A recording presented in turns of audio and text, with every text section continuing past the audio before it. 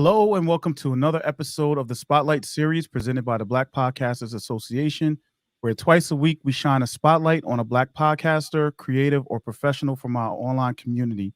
My name is Corey Gumbs, and I am the founder as well as your host.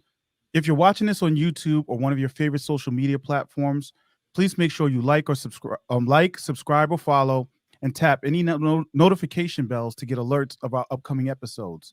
And if you're interested in becoming a member of the Black Podcasters Association or to learn more about it, you can go to our website at blackpodcastersassociation.com. Today, we'd like to welcome comic book writer, Black art and film enthusiast, and host of White People Won't Save You podcast, the White People Won't Save You podcast, Jordan Clark. So a little bit about Jordan. He's written for DC Comics, Image Comics, and IDW. So Jordan, thank you for being here. Happy to have you. Let's talk about your podcast. I got a real interesting name, and I loved it. As soon as I saw it, I was like, "Oh, this is gonna be great." So why don't you talk about how you got into podcasting, how long you've been podcasting, and definitely how you guys came up with your name? For sure. Well, I went to school for journalism, so I went to Morgan State, and this was around. I'll date myself a little bit. This was around like 2007, 2008. So like podcasting wasn't really like obviously what it is now, but it was still around in the thing and kind of like bubbling up. And so a lot of our professors were like, "Oh, y'all need to get into podcasting. Like that's going to be the next big thing. You guys need to think about that, how you want to go around and do that." So, we had a few like classes about it where, because a lot of our teachers were, they had done radio and like, television and other stuff like that. So, they were like, yeah, if you just set it up like this and you can have your own website and all that stuff. And so I kind of got a little taste for it there, but it was still kind of this thing that, because we didn't have all the things that we have now, right? In terms of like how you can stream a podcast, how you can find a podcast. So even an idea of like trying to go to somebody's website or like track down like where these podcasts are and how to get them, I was kind of like, that seems like a lot of work. But when I graduated and like a few years after that, when podcasts started to get, bigger and bigger, I found, a bunch of different things like, I'm big into sports. So like all the ESPN shows would, be turned into podcasts, later on. And then all the NPR shows and stuff like Harmontown and How Did This Get Made and all that. So like I would listen to these going to work and coming back. And then I was like, well, yeah, let me see, what I can do. So I've done a few before this one. I did one about artists here in Baltimore that I ran for a little bit. And then I did one that was started like right when the pandemic was kicking off because everybody was locked down. I was like, well, let me just talk to my comic friends and see what everybody's up to. But for this show, I had always kind of wanted to do something similar to this, get into one of these fields. And I'm sure, like podcasting is a strange space because like there's something positive and going a little bit like to the left and like a little niche that like people aren't really into, but then that can also potentially put you in a box in a space that like it's hard to find you because like people are like, what is that? I don't know how to get into that. But then if you go to the opposite direction, you jump into like the big ponds where, everybody's talking politics, everybody's talking sports, everybody's talking pop culture. And so how do you differentiate yourself and come up with something that is going to be, in the same vein of like what people like about that stuff, but is different enough so you're not just like one of many. And so I didn't want to do it by myself because I was like, I don't know if I can, do this and just talk. I don't know if it would be interesting if it was just me talking by myself about, stuff for however long. So I hit up my friend Cameron, who lives in Brooklyn, and we were kicking around ideas. And I was like, I got an idea, but I don't know, because I feel like this has to be a thing that has already existed. Because there's so many bad movie podcasts, and I was like, well, Black people, like we must have been trashing these white savior movies for a long time. Like somebody's got to have a podcast. I couldn't find one, so me and him started talking. He was like, yeah, I'm down to do it, and we came up with the name from this show on HBO that was created by Terrence Nance called Random Acts of Flyness. And so in the last episode, they have this montage and this kind of like choir like repeating, white people won't save you, and it's like all these white savior movies that have won Oscars and have been like big Hollywood hits. And then if you go to whitepeoplewon'tsaveyou.com, it's not us, it's it's Terrence Nance, and he's like set it up so that it's just like literally an endless loop of these movies. Like I've watched it for at least 45 minutes and like it's a different clip each time. Like he's just got it set up that he's like they're bringing in different clips all the time. But we thought it would be the perfect name, one, because I mean obviously, it connects to the theme of the show, but also I think with these movies, so many of them have been kind of like just dropped into pop culture. It's just like, oh, these are good movies, right? Like they've won Oscars, they're like box office hits, they're nostalgic childhood favorites, like all of this stuff. And we really wanted to jump in there and kind of examine like why these movies are so popular, why they keep making them, why they win awards and have been looked at as this prestigious kind of thing, when we know a long time ago that this was not the look, that this was definitely racist for one, but also like they're not, so many of them are just not good movies. And so it's wild to watch them and say, this won an Oscar, this made $400 million, like this movie. Yeah. So that's basically the gist of the show. We try to be funny, it's definitely like a comedy leaning podcast. But we also like to bring in some analysis and kind of give you a full look at these films. So we'll crack the jokes, but then we'll also talk about how these movies have real world effect. All right. Yeah, I know we were talking beforehand. One, let's talk about the cover art because I grew up on Hollywood Shuffle, Yeah, and like I was telling you, my best friend and I, when we go to the movies, I mean, we do it. We know the white savior movies when we yeah, see it, right? yeah. It's almost immediate at times. So, but when the cover art, I was like, okay. Hmm. I was like, I see where you guys are headed with this. So I kind of expected the comedic feel from it. Yeah. And I listened to the episode you guys did on Glory. I was like, some things you guys were saying, I was like, wow. I mean, I've been watching that movie since I was like 12 years old, and I never even looked at it that way. So it was really good conversation you guys had. And then Thank you. you have some on here that are some of my favorite movies, Yeah, like Samurai, The Last Samurai, which I knew automatically was a white savior movie, but I still enjoyed it. yeah. Paul Mooney told us. Huh? I said Paul Mooney told us, but Yeah. yeah. I mean, it's got Tom Cruise. As much as I like Tom Cruise in certain movies, it's got Right, Tom Cruise. He's never gonna be the bad guy, right, in that right. in that capacity. So, um, there are some movies that you guys might wanna touch on, Mm, the ones where they actually whitewash the main character. hmm, hmm. So, I would love to see something about that. Yeah, I think it's interesting because like the more that we do these films, the more that we're kind of discovering different tropes within tropes, and then like Mhm. trying to break down all the different ways that these movies kind of play on these different stereotypes. Because obviously there's white saviors, and then there's magical Negroes, and then there's like kind of these whitewashed characters. And then even from a historical perspective, you'll see movies like Glory, or you'll see movies like The Help, or you see movies like Green Book, or you see movies that are trying to tell a story, like a real life story. And then you're like, well, none of that happened. Like all of this is a lie. Like you basically made up bits and pieces to make a movie. But then when you look at the real history behind it, you're just like, not only is it way more interesting, but also like these movies are, for a lot of people, how they, I guess, learn history, right? Like people watch Amistad and they're like, I know about that now. And it's like, no, you don't. Like most of that movie is not true. That's me. So, I right. looked it up and I was instantly pissed off. Yeah, I was like, "Oh, so you guys just went complete free liberty on this one." yeah, for sure. And I think that's part of the insidious nature of a lot of it is like, those movies are shown in school. Those movies are shown, Mhm. like as documents. I mean, it's Black History Month right now. Those movies are streaming as Black stories on, a lot of these streaming platforms. And you're just like, but no, like you're not seeing, I mean, even we talked about it, like The Help in 2020 when, everything was happening with George Floyd, like that was the number one streaming movie on Netflix. And it's like, how did that happen? That's crazy. So, I didn't know that. See, yeah, it's just like how we automatically just default back to those types of movies for, I guess, for the emotional aspect of it mhm, and just the connection to what we see going on now, as well as what happened back then. for sure. Well, and especially, I mean, this is a conversation we have all the time. Me and Cameron, it's like, well, who is this movie for, right? Because Mhm. 90% of the time, it's not for me, right? Like, it's not for Black people.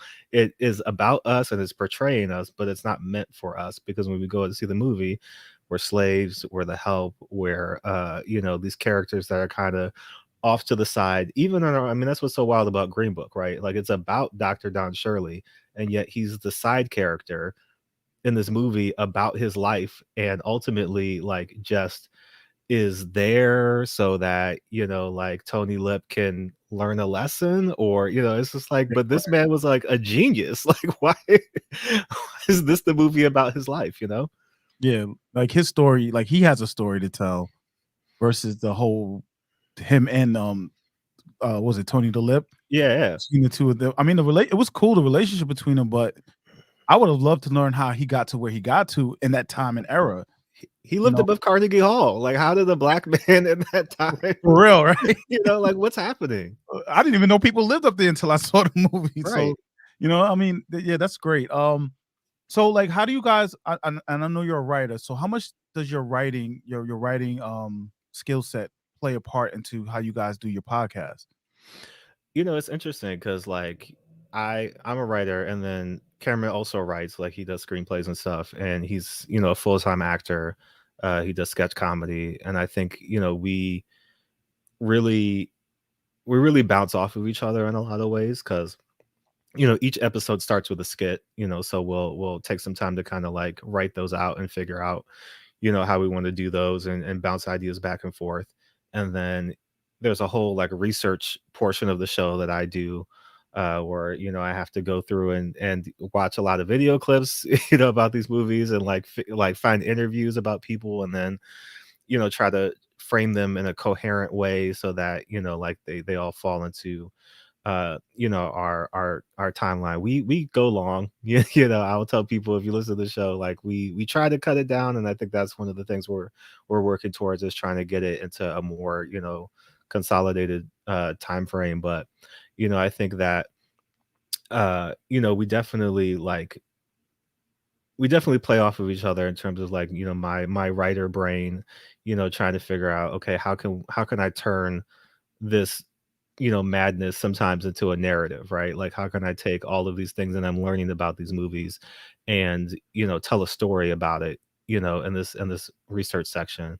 And then Cam is always great, just in terms of like bringing that, because he's also just a real big film guy, so like he's got this deep encyclopedic knowledge of film and like plays, and so like him being able to draw on that and pull on that, and us being able to kind of like figure out how to really have a conversation about a lot of these movies, because some of them are wild, right? Like I don't know if anybody's ever seen a movie called White Man's Burden, when John Travolta plays a black man like in a weird race swapped world. It's a wild film. So but like we gotta talk about it in a way that's like, we could just crack jokes for an hour and a half, but I think we do really want to take the time to really think these things through, so that when we come on air, like we have comedy, but then we also have like nuanced discussion to have as well.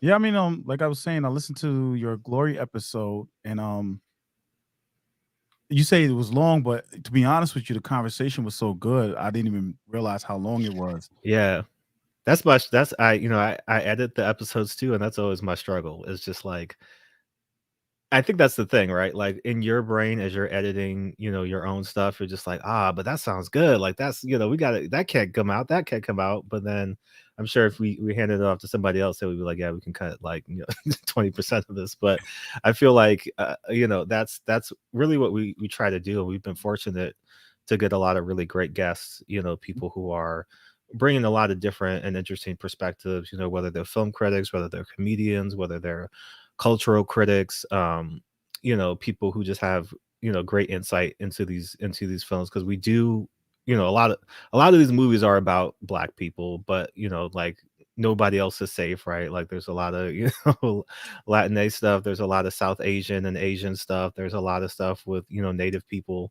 And so like we do our best to kind of bring in a diverse group of guests who can come in and kind of speak to, specifically when it is like a different culture that we're not quite familiar with. Like Right. we did Dance with Wolves, and so we definitely wanted to get a good native perspective on that. And we just just did a terrible movie called Basmati Basmati Blues, which was like this movie that Brie Larson did before she, got really big. So we had a South Asian guest come on and kind of help us, work through the Bollywood aspects of all that. So, it's always great to have people who are like engaged and like really, I think 'cause every time we pitch the show to somebody, like they're like, not only do I want to do it, this is the movie I want to do. Like people have Right, access to grind with so many of these films. So like, right, I right. think that's what makes it fly by is that, like there's never a moment where somebody runs out of things to say because so many of these movies just have so much going on. Yeah, and sometimes you look at him like, who wrote this? Like, where did that? Mm. Like, I saw you had a break-in on there, and even as a kid, I always felt his name was always out of place. I was like, what is this? Yeah, well, and Breaking is a weird one too because I mean, there's a whole so you've got, like your civil rights or your like historical film, you've got your school film, right? Like Dangerous Minds. You've got your sports film, right? Like we just did The Blind Side.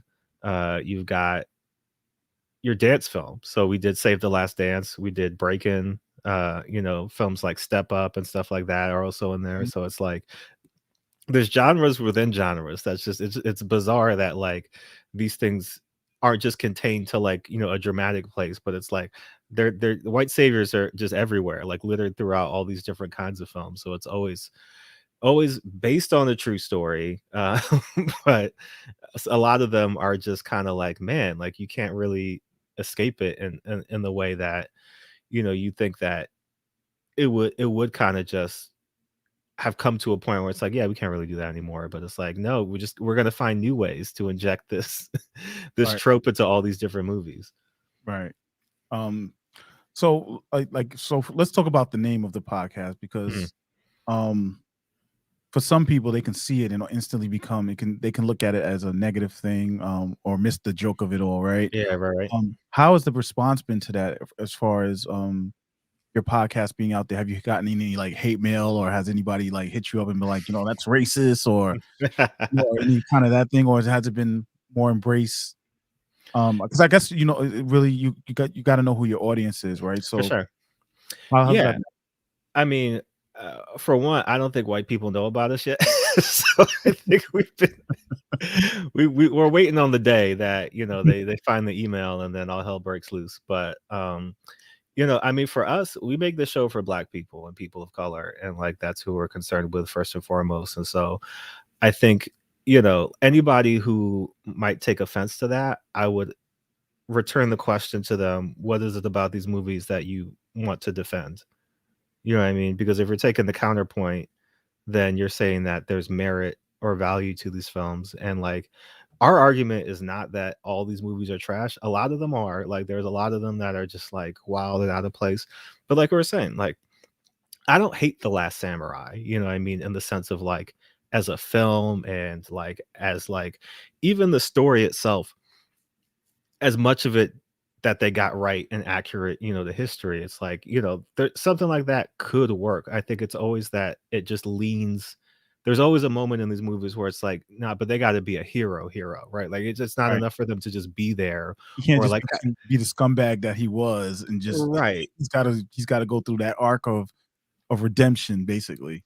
Arc of redemption usually at the expense, whether it's screen time or like literally the life of the Yeah. person of color in the movie, right? And so like I think for anybody who, because we live in a reactionary world and I'm sure there's people who just on site see something and say ugh, like I'm offended at that. But for us, as Black people, as people of color, like how many things do we have to just visually see on a daily basis and just like woosah, keep it in, keep it moving, because it's like self-preservation, right? Like if we got upset at every single thing that we saw and encountered throughout any given day, like we couldn't function. So like if people are like, oh, I don't know if you guys should, be if you should have titled your show that, or like, don't you think people are going to get offended? It's like I would like to know what it is about it that is offending you.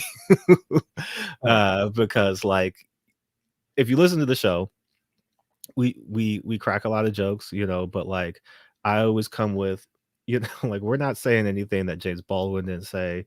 We're not saying anything that Muhammad Ali didn't say. We're not saying anything that Ta-Nehisi Coates doesn't say. We're not saying anything that, like, if you claim to like love or uphold a lot of these people, like sometimes we're literally quoting them. Like we have drops in the show, and like one of our drops is Martin Luther King Jr. saying that white people don't have any sense. So like I don't like I so much of this I think is just you know part of just a long running conversation specifically about the way that black people and people of color have been portrayed and treated in film and in media. And so, I don't think we're having a conversation that's any different from any other conversation that people have been having. There's jokes in there. We play Tevin Campbell's Can We Talk sometimes, but like besides that, like we have a lot of the same conversation and narrative that you might hear on something like Code Switch, or you might hear on, like a lot of these other shows and podcasts that deal with race and media. So, if the name is what turns you off, then maybe it's not for you. Well, I would urge you before you get offended at the name to check out some of the episodes, and so you can get some insight before you. But that's asking too much of people in this this era. So what do you guys? Where do you see you guys? So are you doing it in seasons, or is this? I know you said you put them out weekly. Yeah. We're talking, but are you guys planning to do it like in seasons, or are you just going to keep going and then? We're just running, man. I don't know. Like we kind of came into this with somewhat of a plan, but as it's continued to grow and people have responded to it, I think obviously we want to continue to grow it, right? Like we want to continue to make it the best show that it can be. But like I think it's still kind of like a week to week situation in the sense of like, we're trying to book as many guests as we can get.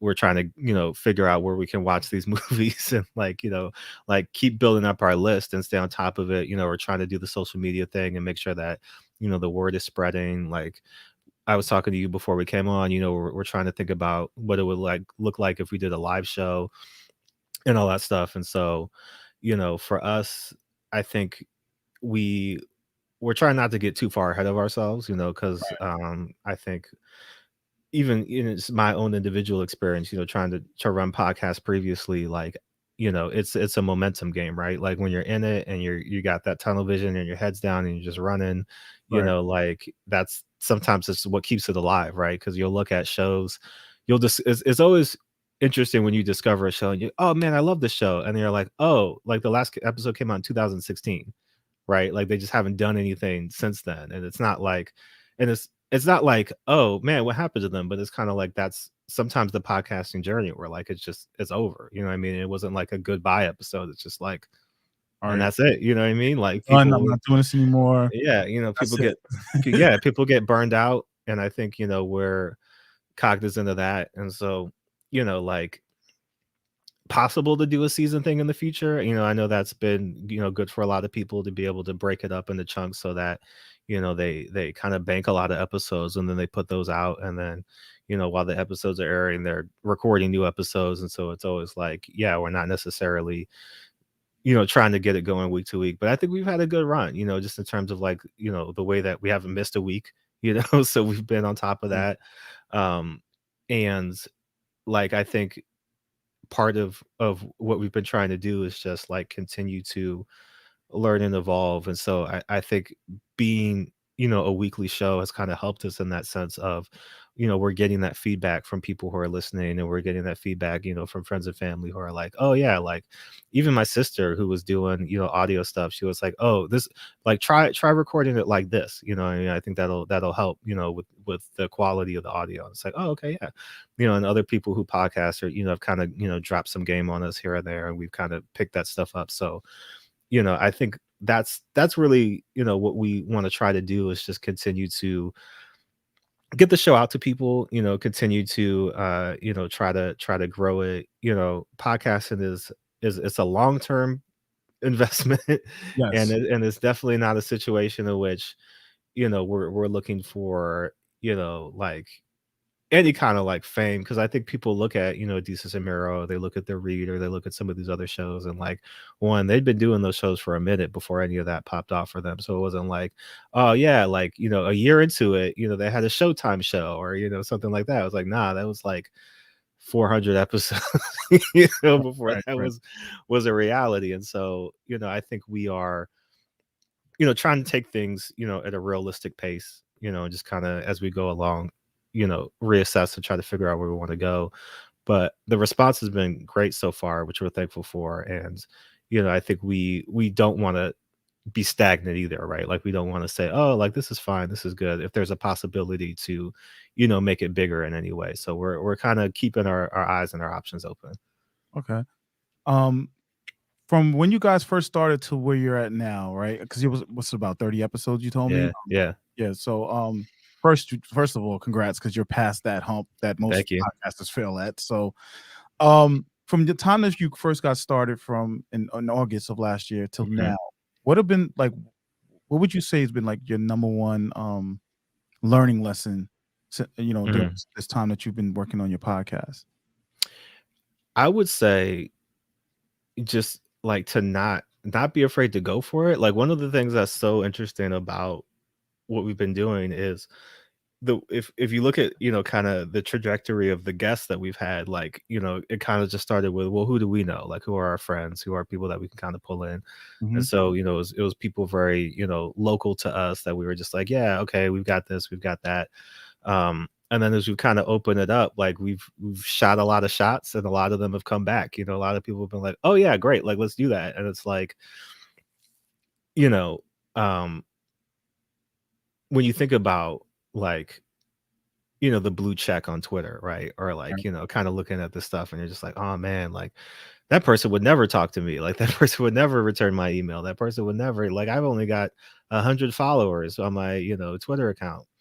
Um, but I think that, us just kind of like doing what we do and, kind of leaning even more into it as we've gone along. Like the first couple episodes are great and I enjoy them, but I think we've definitely gotten more of a rhythm, more of a groove. We've kind of, specifically me and Cameron, I think, have a good solid base. And so that, whoever we bring in to do the show, it kind of feels like a natural thing, right? Like we haven't we haven't had anybody who's come on and kind of been like, oh, I didn't think this is what y'all do. You know? Right. It's always been like, oh, people like we. I think more often than not, we kind of. I don't want to say drag people to our level, but I think more so like we kind of open people up, in a way that like it's we try to make it a fun, inviting conversation, right? And so, Right. like having people like, Joelle Monique, who is, like writing all kinds of wonderful things, all across the internet as a critic, but also is the producer of the Fake Doctors, Real Friends podcast, right? The Scrubs podcast. And we just kind of put out a thing, of like, oh, we're looking for guests. And like she came back immediately, was like, I want to be on the show. I mean, I want to be on, I want to talk about the help. Like, let's figure out how to get this booked. And it's just like, I think if you're out there specifically somebody who's doing shows that have guests on, like obviously, like, yeah, if you're just like, yo, like I want to get Steph Curry on my show, that's probably a big shot, right? Like that Right. it's a busy man doing a lot of things, that's probably gonna be a little bit outside of your reach if you just kind of started doing stuff. But um if you look around, I think you'll find whatever you're talking about, whether it's pop culture, whether it's politics, whether it's sports, whether it's gardening, whether it's, like medicine, like there's a lot of really interesting people out there who you can kind of bring on and talk to. And I think as long as you've got a solid base for them to jump into, like, a lot of people want to come on and talk about what they do or talk about their interests. And so like, we weren't really sure what it was going to be when we started. We weren't really sure like the level of guests that we'd be able to get, but like the more that we've done it and now that we've gotten those guests, like now that's a base for us, right? And so when we reach out to other people, we could say, yeah, we've had this person, this person, this person. They're Right. like, oh, those are names that I recognize. So those are people that's my friend. I know that person. Oh, they've been on your show. Okay, I'll come on. Um, and so I think for us, that's kind of been the biggest lesson is like, you know, if you're gonna do it, like just go for it. Like the worst thing that somebody could say to you is no. And like that's not gonna break you, that's not gonna end anything. Like you just, you know, yeah, I mean, like, don't be like, oh, well, like, forget you, like, you suck because you didn't want to, come on, Right. be a professional. It's like, oh man, that does suck. I wish, you would come on. We've sent emails to people and have heard nothing. It's like that's fine. But again, like the worst thing that somebody could say to you is no, or like, I'm not interested, and like respect, right? You're like, you're not. I'd rather you tell me that than like pretend to be and then come on and then it's like a disaster, right? Like I'd Right. rather, yeah, if you don't want to do it, that's perfectly fine. But you'd be surprised, like what you can, how far you can take things if you just kind of like put yourself out there a little bit. Right. Do you guys so I know you throw it out there, but do you guys also do you have like a vetting process for your for the guests, or it's like you already kind of have an idea who you want to talk to and you're just waiting for a response back from them?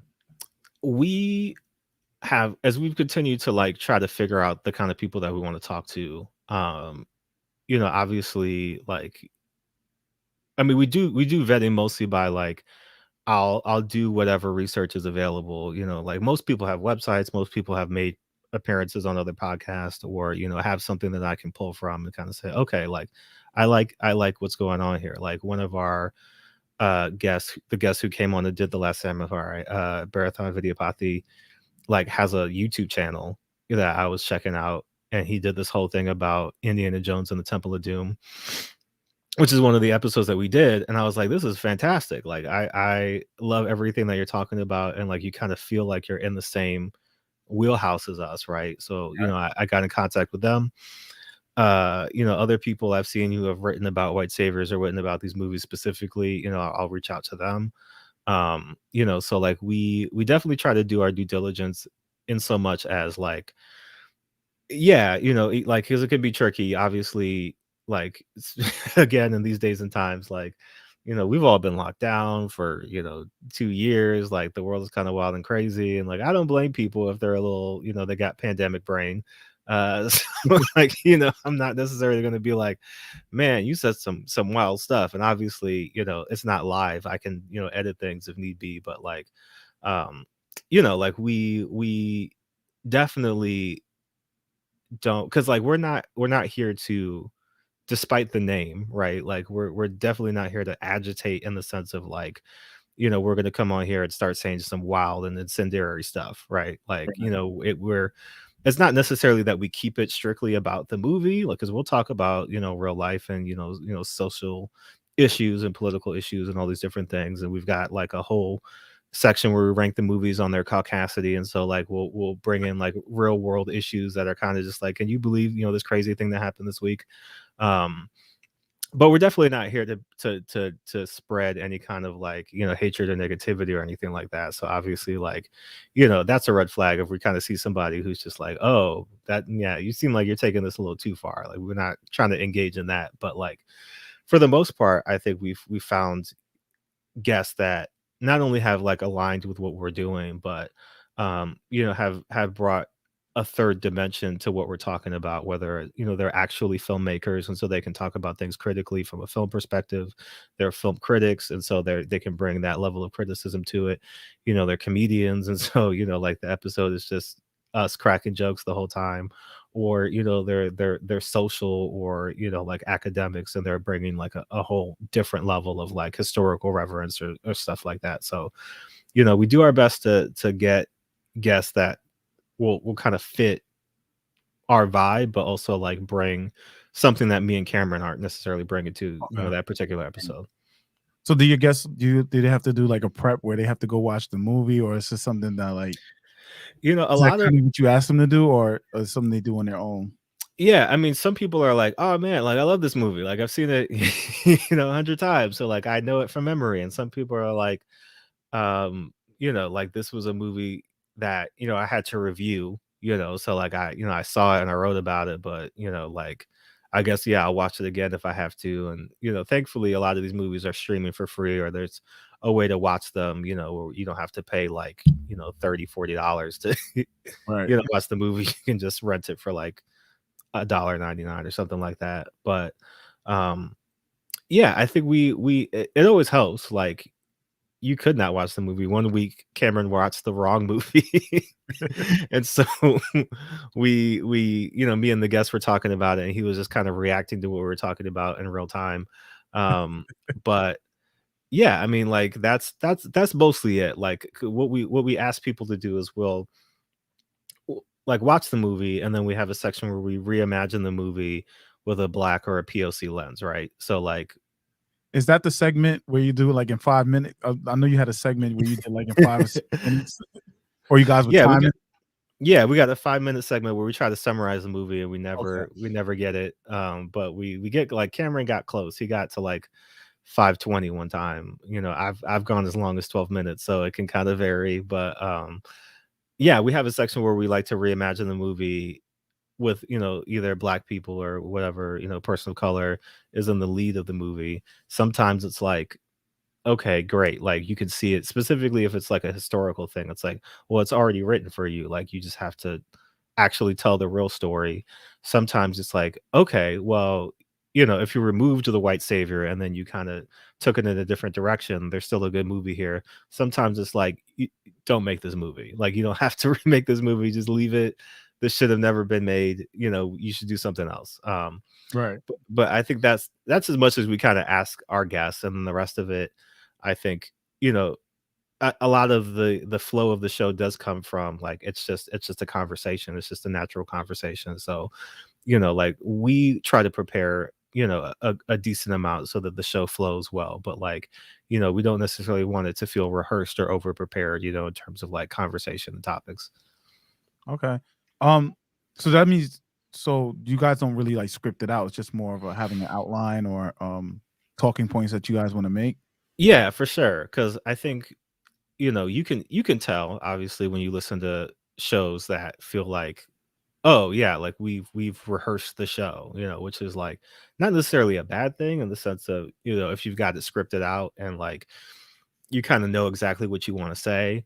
But I think for us, a lot of the joy and just the laughter comes from like people, you know, being off the cuff, but also just kind of reacting to either the film or, the conversation. And even just like a lot of the more insightful moments of the show do come from, somebody like bouncing, off of what somebody just said and kind of reacting, Right. or expounding on the conversation. And so, there's certain sections that we kind of have written out, like, the script that we do or the skit that we do in the beginning. And then we've got our caucasity ranking, like we've got that kind of like, the first two levels always remain the same. It's shorts in the winter is like the least one, and then touching my hair is like the second level, and then the third level is always just whatever the wildest thing that happened that week or recently. Okay. And so yeah, we've got it, so we've got like built-in segments, and they kind of flow out of one another, but we also have it so that there's room for just kind of conversation and things to kind of flow whatever direction it takes us. All right, that's dope. So like what is the plan for you guys for the upcoming year?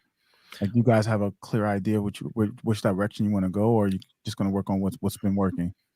I think discussions that me and Cameron have had have really been based around like baby steps, right? Like again, not necessarily saying, oh yeah, like let's quit our jobs and like do podcasting full time. um but it's more like, okay, like we've built a foundation, right? Like we've got a group of listeners who will interact with us and like reach out to us and kind of comment and respond on what we're doing. So we definitely feel good about that in terms of like it's growing, right? Like in a natural way. Like we definitely feel like there's room to expand, just specifically in like the reach, right? Like it's not necessarily about monetization or anything like that. Would be great, would love it if people have money they want to give us, please do that. But just in terms of like what we want to focus on is just like being able to get the show out, so people can discover it. Like you're saying, like 30 episodes it's a threshold, right? But it's also like still very early, in the game, Yeah. right? Because like Yeah. again, like people have been doing shows for a decade, at this point. And so like I think for us, fortunately and unfortunately, the list keeps growing for the movies. So, we're definitely not short on material. Like I think we have, like a lot of episodes in the future.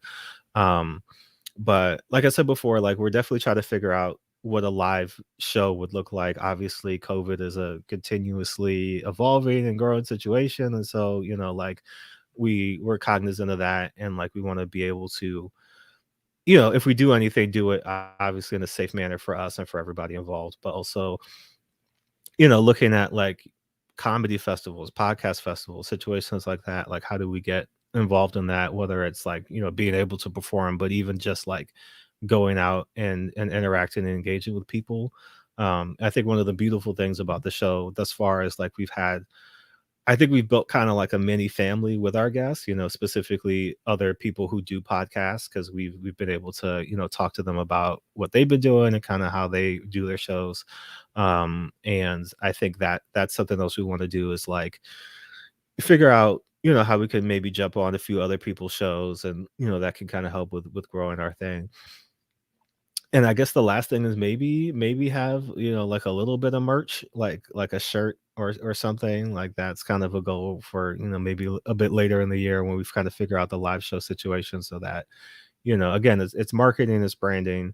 But we're definitely not trying to overextend ourselves. Like I feel like we've got a good pocket that we're in right now. And so like um growth is always the goal, like Right. if you got a good thing, how can you make it better, but, also like make it sustainable, right? Like make it a thing that's like, okay, we got it. Like we've got a foothold here.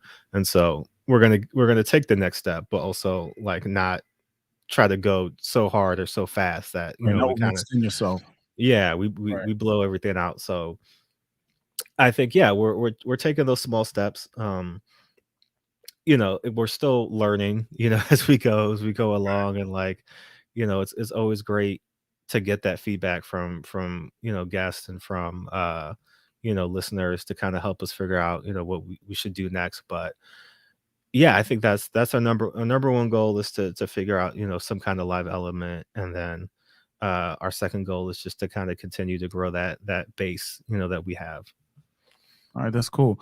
Let's talk about you for a second, because this is the first time I've ever met somebody that wrote for an actual comic book. So Oh, okay. like, like, how did you get into that space? Are you still in that space, or are you is your writing skills? Are you using your writing skills in other areas as well, or like let's learn a little bit more about you, Jordan Okay. Clark. Yeah, for sure. Comics for me has been something that I've been into since I was a kid, like whether it was like, Sunday comics like Garfield and Calvin and Hobbes and stuff like that, or, growing up in the 90s, like very heavy into every superhero had a cartoon, right? You had the Batman animated series, you had the X-Men Yeah. animated series, Superman, Spider-Man. So I watched all of those, all of the video games, like um that was kind of my wheelhouse. There wasn't really any comic stores around where I grew up. I grew up, just outside of DC in Silver Spring. Okay. And so I got comics from like yard sales and stuff like that. But like I was definitely always comics adjacent. And then when I got to college, I had a great professor who like just loved everything to do with comics and was just kind of like putting me onto stuff and was like, "Oh, you should read this, you should get into this." And that's kind of where, I got that bug again to like start reading comics and taking it more seriously.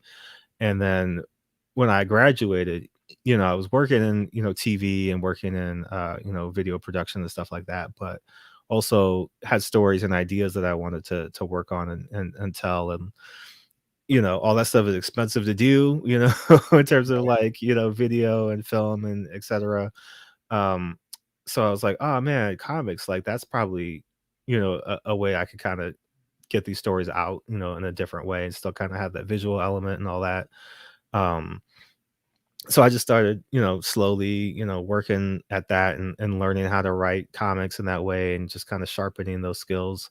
And, I've been very lucky along the way to, get opportunities to write for Image, to write for DC Comics, to write for IDW, and, still writing, still got some projects that I'd love to talk about, but I signed things that, Right. that I can't talk about them. But it's definitely, like I think these are two kind of concurrent things where like, I definitely want to be able to get to a point where I can write full time.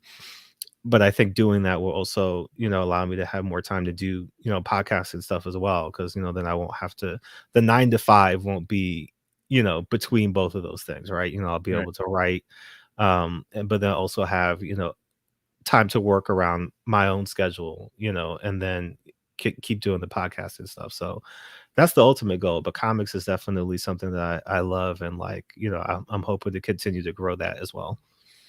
Do you have like, are you going to be putting out your own stuff, or it's more just it being in the industry itself?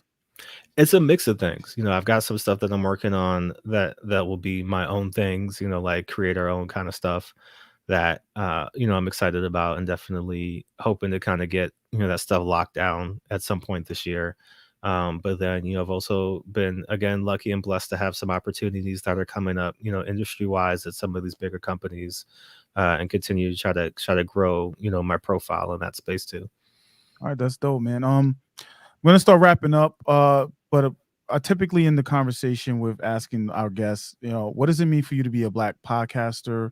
Uh, why? And I'll ask you, why do you think for our community it's important for us to utilize the tool of podcasting to help express our voices? I Oh guess you boy, yeah, yeah, yeah. I guess Well, I mean, I think it's specifically, in terms of like what podcasting can offer, because it's an unfiltered space, in a lot of ways. Like when you listen to a show, specifically when it's got, a unique and centered voice. Like, I listen to, Bomani Jones's show, The Right Time, that he puts out every week. He's a sports analyst at ESPN. But he'll go all over like they just had a conversation today about Brian Flores and the whole yeah, situation with him suing the NFL, but it turned into a whole thing of just like, what does it mean to be Black in a corporate space? And like, what does it mean to be Black, and like all these different, instances. And it was like, this is, you're not going to get this conversation, in a lot of different places, right? Like to have, he had another guest that he, brings on regularly. That's another, Black person in the sports world. And so like just to hear two Black people have an open and honest conversation about not even just their experiences, but like what it means, to kind of move and navigate these spaces. It's like, that's affirming, right? Like that's two people who are kind of saying things that either you're currently thinking or like have felt before, and it just kind of affirms. I think a lot of the times for us as Black people, specifically when it comes to a media standpoint, like you're like, are we crazy? Like, are we like, because I'm seeing these things and I'm experiencing these things, but like right, the world just keeps moving as if like none of this is happening, right? And right, so right. like, it's always great to hear us, talk about, our experiences. And I think that it's twofold, right? So like for us specifically, what we're doing with our show is like we're trying to push back on a lot of the stereotypes and a lot of the things that, have been pervasive in film and media and television since Birth of a Nation came out. You know what I mean? And I think it is important to have that space where, you can kind of have these conversations, and they're conversations that are meant for us, right? Like we're talking to Black people, we're talking to people of color. You know what I mean? It's not that white people aren't welcome or they can't listen to the show, but it's like, we're having conversations that, you would have with your homies after you saw the movie. You know what I mean? Like that's kind of the vibe that we're going for. Or during the movie. Right. But then it's also, affirming to see like, there's podcasts that I see, about, Black people gardening and Black people in nature and Black people, who are interested in space and science and like all these other different things where it's just like we do all the things, we're everywhere. You know what I mean? We have a multitude of interests and a multitude um of dreams and passions and desires, and like podcasting allows us to have conversations about all of those things, right? And so like, I think oftentimes when people think about the Black experience, it could kind of be like a man, isn't it hard? Like, isn't it hard to do all these things, as a Black person? But then on the flip side, it's like, but isn't it beautiful though? Like all the things that we do, all the passions that we have, like all the ways that we innovate, all the stuff that we're able to kind of do in light of all that stuff. And I think podcasting allows us to have, those spaces where, they're inclusive, right? In the sense that like nobody's, like you can't come in here, right? But it's also like they're for us, right? Like there are Right. places that we can go each week, each month, to kind of listen and have those conversations and kind of have that feedback and grow a community, around it. And so I think that it's definitely important for us to continue to kind of to grow and exist in this space. Cause like I was saying, when I was looking up, okay, well, there's got to be a white savior show, right? Like there wasn't one. And so even in trying to figure out, okay, well, what are Black people doing, when we're talking about film, and there's a ton of great stuff. Like, we're friends with the people who run, Black Girl Film Club and like, Home Video Hustle and like all these other great shows. But like it's still, when you look at the vast amount of just movie podcasts, right? Like it's a real small drop in the bucket, all the Black run and led, film and TV kind of conversations, right? And so I think the more of us involved, the better, right? And like the more that we can kind of be around each other and continue to help us grow and like create that community where it's like, yeah, your podcast isn't about what my podcast is about, but like we could still support each other, right? Like we could still Right. Right. be around to kind of help, uplift and kind of create these spaces and cultivate these spaces so that like no matter what you want to do, because I think that's the other thing about podcasting and a little bit, about comics too, is like y- y- get get the equipment, right? Like get the stuff that's like, your podcast is going to sound good. It doesn't sound like you're doing it off your phone or anything like that. But like you don't need to have a recording studio and like, all that stuff to do a show, right? So like it is, the barrier for entry isn't like super high, you know what I Right. mean? Like Right. you can go on Amazon, make a little bit of an investment, you know what I mean? Get a good quality mic, get Audacity, get some of these other things, like kind of figure out how to put a show together. But once you kind of have a rhythm and you've kind of figured out how these things work, like anybody can have a show, you know what I mean? There's really nothing stopping you from having a podcast. And so I feel like that's great too, because I think people are like, oh man, I'm not a celebrity, I'm not so and so who wants to hear what I have to say. But like, man, maybe you do have something that's interesting and necessary, that people want to have a conversation about. Right. So like, it's also great, for us because it's not like a thing that is, oh yeah, man, if only I had, $2,000, you know what I mean? I could have a great podcast. It's like, no, do you have $200? Right. You know You what I can mean? start somewhere. Yeah. Right. Yeah. You can kind of work that out. And you can be welcomed into the space. So I think that's another great thing about it is that it doesn't discriminate in terms of like, do you have the means, are you independently wealthy? And so yeah, of course you can podcast. It's like, no, you know do you have uh a little bit that you can set aside? Obviously don't go broke to start a podcast, but like but if you can put a little something together, it's not like you could never get into the industry, right? Right. And that's everything you said is basically what we're doing over at the Black Podcasters Association. We're trying to nurture and create an environment for Black podcasters to one, feel comfortable, but learn and support each other. And a lot of what you said, I know we got a couple of our members watching.